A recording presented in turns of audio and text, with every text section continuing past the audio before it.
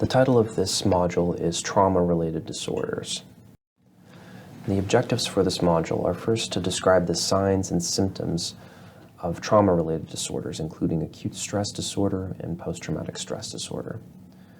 I'll be describing the prevalence, development, course, and risk factors for these trauma-related disorders, and finally differentiating these trauma-related disorders which have overlapping symptoms and signs. So the two that we'll focus on today are acute stress disorder and post-traumatic stress disorder. Now, both of these disorders follow exposure to traumatic life events, and these are events that involve exposure to actual or threatened death, serious injury, or sexual violence. And according to DSM-5 Criterion A, this exposure must include either directly experiencing the event, witnessing in person the event occur to someone else, learning that the event occurred to a close family member or friend, or experiencing repeated or extreme exposure to aversive details of the event. Now let's talk about what this exposure may actually look like. So when we focus on directly experiencing a traumatic event, this could include survivors of natural disasters or individuals who've survived physical or sexual assault. Witnessing a traumatic event could involve, for example, observing a terrorist attack or a child who observes domestic violence. Learning that the event occurred to a close family member or friend may involve receiving a phone call and learning that a loved one has died in a motor vehicle accident, for example.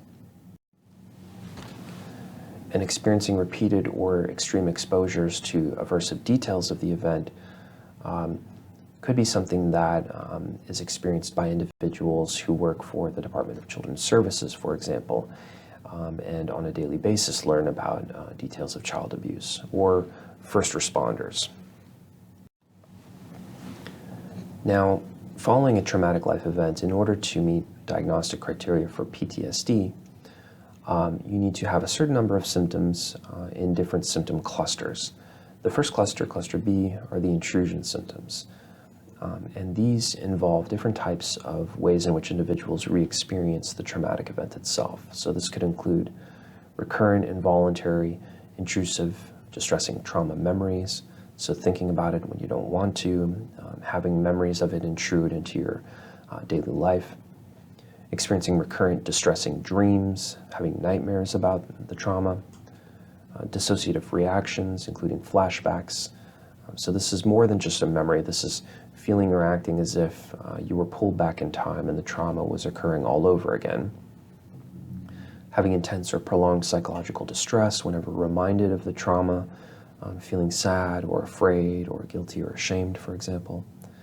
And also marked physiological reactions to trauma reminders, feeling your heart race, having difficulty catching your breath, and maybe feeling sick to your stomach.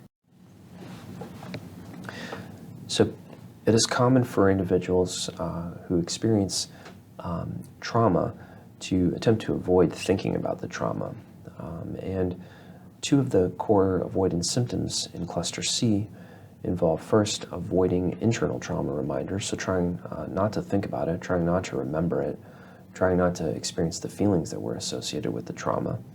And this is something that individuals might do by distracting themselves, by throwing themselves into their work, or in some cases through substance use.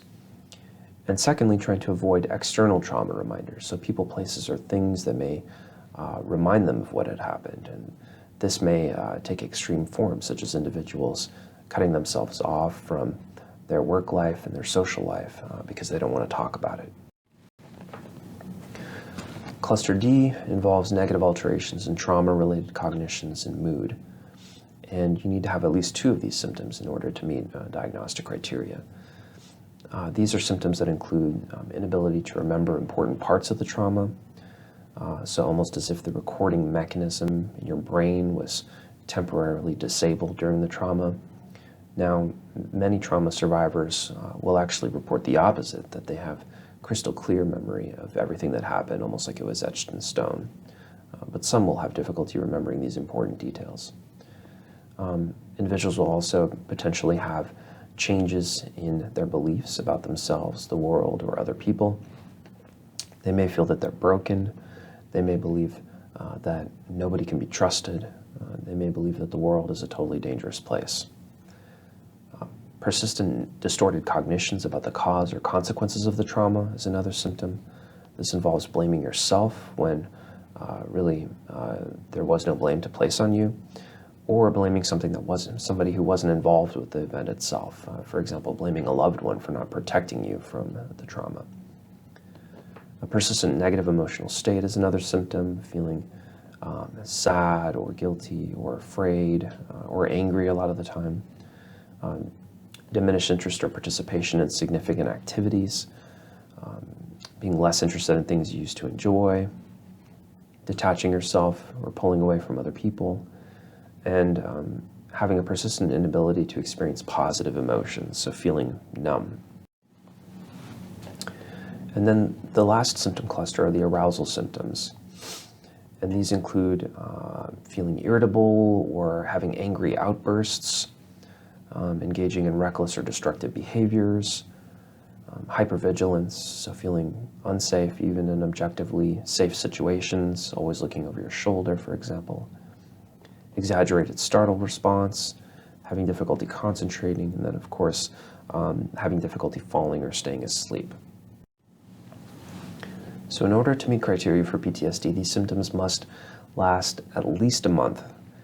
They must be associated with clinically significant distress or impairment in important areas of functioning, including social life, occupational spheres, etc. And these disturbances must not be attributable to the physiological effects of a substance or another medical condition. Now, there are some differences in the symptoms that apply when you're looking at children who are 6 years and younger. So some of these include the exposure. So the event for children must be either directly experienced, witnessed in person, or learnt about, as long as it occurred to a parent or a caregiver. The intrusive memories for children may be expressed as play reenactment. You may see children playing with their toys, sort of reenacting key features of the traumatic life event. It may be difficult for children to determine whether dreams are just frightening dreams in general or whether they were trauma-specific. Only one of the symptoms are required for negative alterations in cognitions and mood for kids. And the reckless or destructive behavior symptom is not a criterion for the arousal symptoms.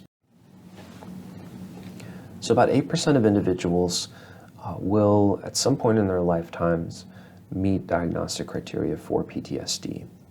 And rates are twice as high for women as they are for men. And rates differ a lot depending on the type of traumatic event experience. So rates of PTSD are much higher for events that are interpersonal in nature, such as physical or sexual assault, as well as for combat-related trauma. Now, you can think of PTSD as a disorder of non-recovery. And what I mean by that is that many individuals will experience and report symptoms of PTSD during the acute recovery phase, in the days and even in the weeks following trauma. But most individuals will recover without need for treatment. In fact, complete recovery occurs within 3 months for half of individuals. But there are a lot of different types of symptom trajectories following a traumatic life event. Now, there are different types of risk factors that increase the chances that an individual will develop PTSD following a trauma.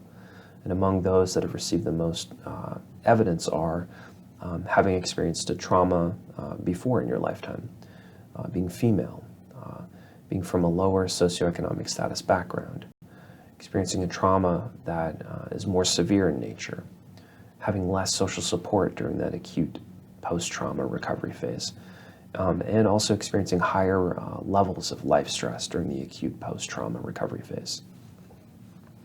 Evidence-based pharmacological treatments for PTSD include paroxetine, sertraline, fluoxetine, venlafaxine, as well as prazosin for nightmares. Evidence-based psychological treatments include trauma-focused cognitive behavioral therapies, particularly those that involve an exposure component. Now, acute stress disorder shares many of the same symptoms as PTSD, but it has a slightly different flavor. So to meet diagnostic criteria for acute stress disorder in cluster B, you need to have at least 9 or more symptoms, but they can be from any of the 5 categories of symptoms. These categories include the intrusion symptoms, so re-experiencing trauma memories, having nightmares related to the trauma, having dissociative reactions, and experiencing physiological or psychological distress in response to reminders of the trauma. Negative mood includes feeling numb, having difficulty experiencing positive emotions.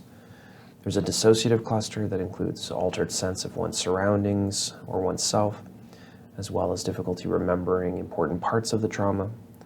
There are avoidance symptoms, including avoiding both internal and external trauma reminders, so avoiding thoughts, feelings, and memories, as well as people, places, and things that might serve as reminders. And finally, there's an arousal cluster that includes sleep disturbance, irritable behavior and angry outbursts, hypervigilance, problems with concentrating, as well as exaggerated startle response. So in contrast to PTSD, acute stress disorder must have lasted at least 3 days, but no longer than a month after the trauma. It must be associated with clinically significant distress or impairment, and the disturbance must not be attributable to the physiological effects of a substance or medical condition, and it must not be better explained by a brief psychotic disorder. So the prevalence of acute stress disorder really varies according to trauma type. For motor vehicle accident survivors, between 13 and 21% will meet criteria for acute stress disorder. For assault, that number is 19%, 10% of those who experience severe burns. And rates are especially high for those who experience interpersonal trauma, so between 20 and 50% of those individuals will meet criteria for acute stress disorder. About half of those who develop acute stress disorder will go on to develop PTSD. So there's some utility there in terms of identifying at-risk individuals who may benefit from early interventions. However, it's important to note that that also means a lot of individuals who go on to develop PTSD will not have met criteria for acute stress disorder. There are a number of risk factors for acute stress disorder. These include prior trauma, being female, having higher levels of neuroticism, having a tendency to make catastrophic appraisals of events and situations, and also higher perceived severity of the trauma.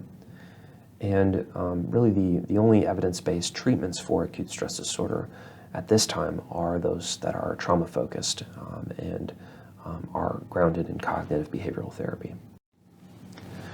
So how do we distinguish these disorders? Well, acute stress disorder and PTSD, as I mentioned, share many of the same symptom categories, although the symptoms themselves vary somewhat. Acute stress disorder must be less than a month in duration. PTSD can only be diagnosed after a month. But there are also adjustment disorders, and I'll go into more detail on these in another module. Now, these are disorders that involve also marked distress that is out of proportion to what one would expect given the particular change or life event that occurred. They involve significant impairment. It's different from normal bereavement, and these disorders must have an onset within 3 months of a major life change, and they must have an offset within less than 6 months of the life change.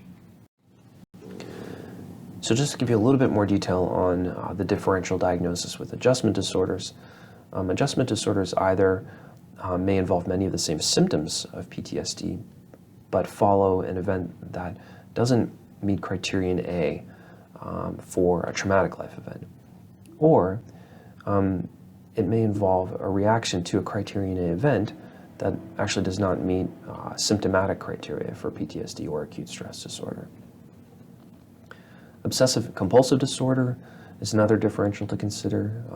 For OCD, the intrusive thoughts are obsessive, but unrelated to trauma, so really focusing on what the content of those obsessive thoughts are is important. And for major depression, there are some overlapping symptoms, for example, anhedonia. Up to half of those who meet criteria for PTSD will also meet criteria for major depressive disorder. However, major depression does not include any intrusion or avoidance symptoms, so it's not directly anchored to a criterion A event. So for additional information Relevant to stress and trauma-related disorders, please see the following modules: adjustment disorders, social neglect-related disorders, domestic violence and child abuse, dissociative disorders, and somatic symptom disorders.